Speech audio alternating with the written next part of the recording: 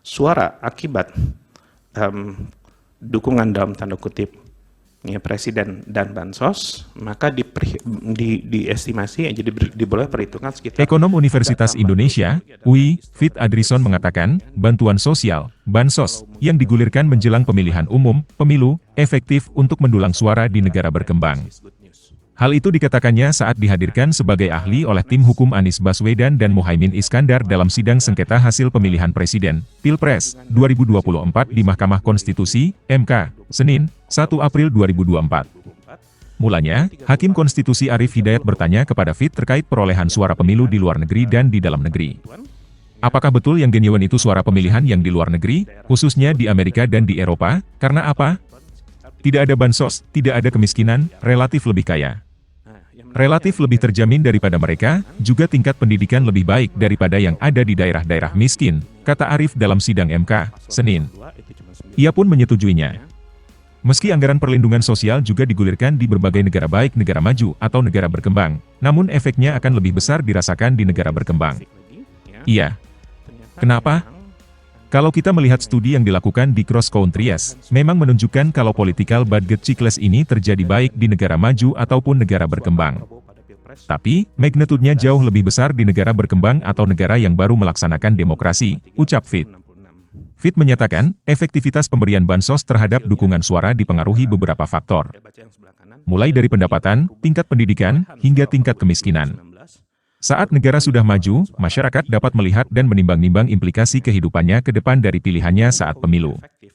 Ketika negara maju, income-nya sudah tinggi, pendidikan sudah tinggi, mereka punya kemampuan untuk melihat implikasi dari pilihan yang mereka buat ketika pemilu, jelasnya. Dalam kesempatan yang sama, Fit menyampaikan bahwa ada keterikatan kuat antara penyaluran bansos dengan persentase perolehan suara petahana atau kandidat calon yang didukung petahana. Menurut hitungan Fit, dukungan Jokowi dan pemberian bansos menambah 26.615.945 suara Prabowo Gibran pada pemilu presiden, Pilpres, 2024.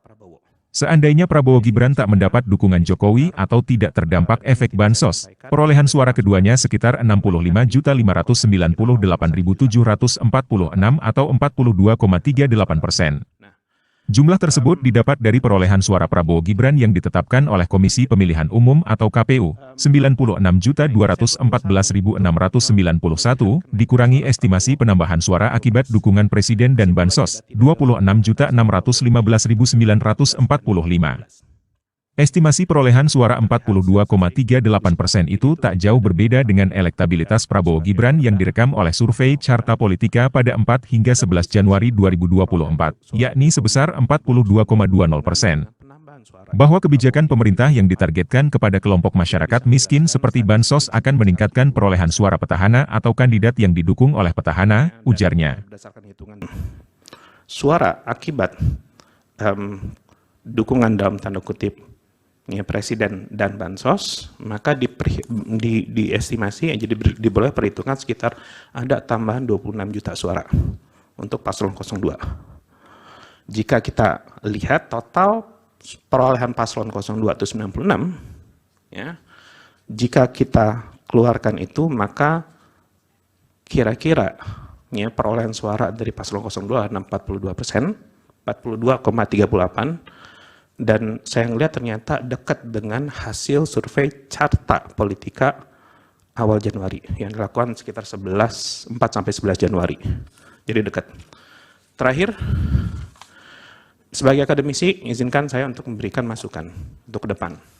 Satu, bahwa hasil pemaparan ini bukan berarti bahwa pemerintah tidak boleh untuk menggunakan bansos. Justru pemerintah harus memberikan bansos sebagai bentuk tanggung jawab terhadap masyarakat yang membutuhkan.